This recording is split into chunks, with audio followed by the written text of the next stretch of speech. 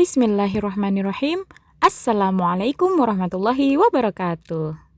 In this session, I will explain you about expressions of obligation. What is expressions of obligation? And what is the functions of it? By the way, before I explain all of them, let me ask your support for like, share, comment, and subscribe this channel because your support means a lot to me. Thanks for your kindness. Okay, without any further ado, let's get started. Here we go.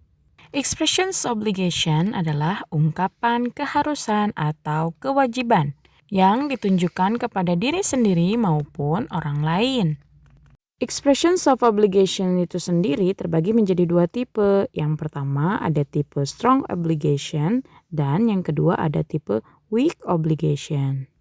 Apa sih strong obligation? Strong obligation adalah ungkapan keharusan yang bersifat penting untuk dilakukan.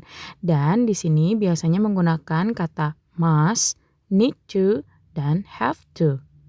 Kata must, need to, dan have to sama-sama memiliki makna harus. Mari kita simak bagaimana penggunaan dari masing-masing kata tersebut. Untuk kata must pada umumnya dipakai untuk menyatakan kewajiban yang datang dari diri si pembicara. Kewajiban atau keharusan tersebut tidak datang dari luar atau dari orang lain.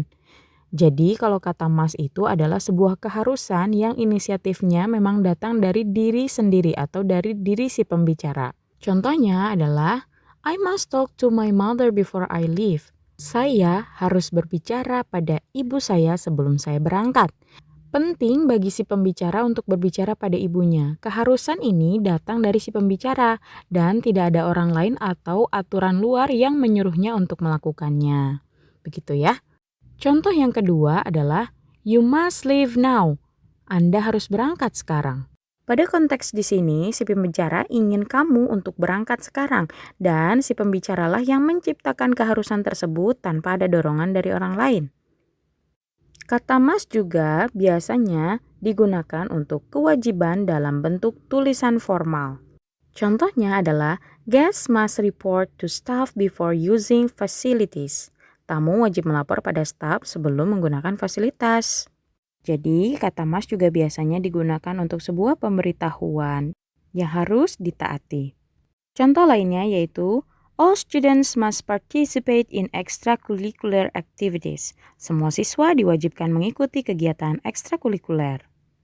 Selanjutnya, penggunaan kata need to pada strong obligation, yaitu untuk menyatakan bahwa sesuatu itu penting untuk dilakukan. Contohnya, we need to buy groceries. Kita harus membeli bahan makanan. Kata need to di sini berarti dia penting sekali untuk dilakukan. Jadi kita bisa menggunakan kata need to yang artinya sebenarnya sama-sama harus, tapi dalam konteksnya dia sangat penting untuk dilakukan. Contoh selanjutnya yaitu he needs to practice more often. Dia harus berlatih lebih sering lagi. Dan contoh yang ketiga kita bisa lihat I need to clean my room. Saya harus membersihkan kamar saya.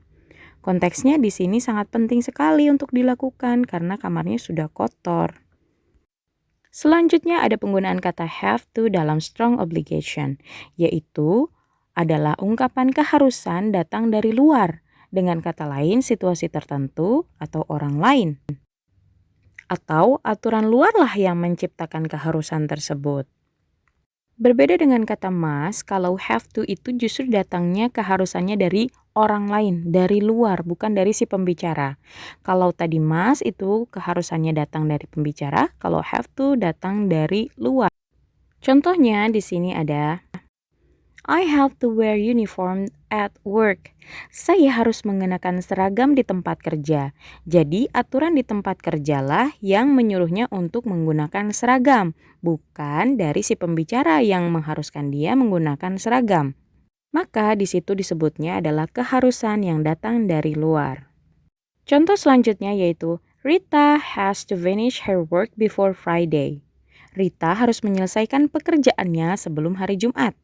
Konteksnya di sini, Rita harus melakukan kegiatan tersebut karena atasannya yang menyuruhnya. Jadi, keharusan yang datang pada Rita adalah dari orang lain, bukan dari Rita.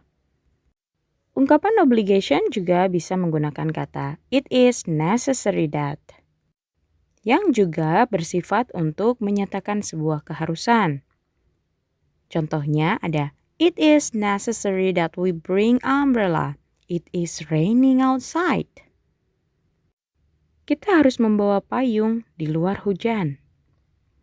Lalu yang kedua, it is necessary that she buys the ticket now before it's sold out. Dia harus memberi tiketnya sekarang sebelum tiketnya habis. Contoh yang selanjutnya yaitu, it is necessary that I see a doctor now. I am not feeling well. Saya harus pergi ke dokter sekarang. Saya merasa tidak enak badan. Selanjutnya juga kita bisa menggunakan kata it is obligatory that. Di sini juga fungsinya adalah untuk mengungkapkan keharusan atau kewajiban. Contohnya yaitu, it is obligatory that we stop at red light. Kita wajib berhenti di lampu merah. Selanjutnya, it is obligatory that we wear helmet while riding bicycle at motorcycle. Kita wajib mengenakan helm ketika naik sepeda atau sepeda motor. Selanjutnya, it is obligatory that all drivers have driving license. Pengemudi wajib memiliki SIM. For the next, kita akan membahas tentang weak obligations. Apa sih weak obligation? Adalah ungkapan keharusan yang bersifat nasihat atau advice di dalam bahasa Inggris. Biasanya menggunakan kata should dan kata ought to. Keduanya memiliki makna yang sama, yaitu seharusnya atau semestinya. Contohnya bisa kita lihat. Our friend is unwell. We should visit him. Teman kita tidak sehat. Kita seharusnya mengunjunginya. Ini hal yang baik untuk dilakukan. Jadi lebih baik dilakukan. Maksudnya seperti itu. Jadi di sini konteksnya hanya sebuah ide atau nasihat yang jika dilakukan sangatlah baik. Selanjutnya adalah you ought to prepare your bags the night before your flight. Kamu harus menyiapkan tasmu malam sebelum penerbanganmu. Hal ini bisa dikategorikan sebagai weak obligation karena bersifat ide yang baik untuk dilakukan.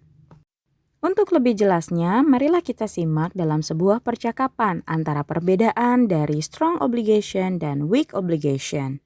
Untuk pemeran strong obligation, di sini ada Dini dan Sita. Hai Sita. Hai Dini. You look sad. Is something bad happen? Yes, I feel disappointed with myself. Here, look at my examination result. It is bad. Don't worry, you can do well on the next examination. I don't know. I'm not sure. One thing that you must do is to study even harder than you did before. I know you can do it. Thanks, Dini. Pada kalimat yang dikatakan oleh Dini yaitu, one thing that you must do is to study even harder than you did before adalah ungkapan strong obligation di mana Dini memberikan sebuah keharusan bahwasanya Sita harus lebih keras lagi dalam belajar agar nilai examination-nya lebih baik. Sekarang mari kita simak bagaimana pengaplikasian dari expressions of weak obligation dalam sebuah percakapan. Di sini ada Ayu dan Irma. Irma, I heard Weni is leaving today. Yes, she will go to Singapore today. Have you said goodbye to her? Is it necessary? Yes, of course. You two are friends, right? Yes, but I think it will make me sad saying goodbye to her. You will be more sad if you didn't. You should go to her house now before she left. Okay. Kalimat yang diungkapkan oleh Ayu adalah you should go to her house before she left adalah sebuah saran. Sebaiknya Irma pergi ke rumah Weni dan saying goodbye agar dia tidak semakin sedih, tidak mengungkapkan perpisahan. Finally, I have explained all of them and hopefully it is meaningful for you. Thanks a lot for your attention and the last I say Assalamualaikum warahmatullahi wabarakatuh.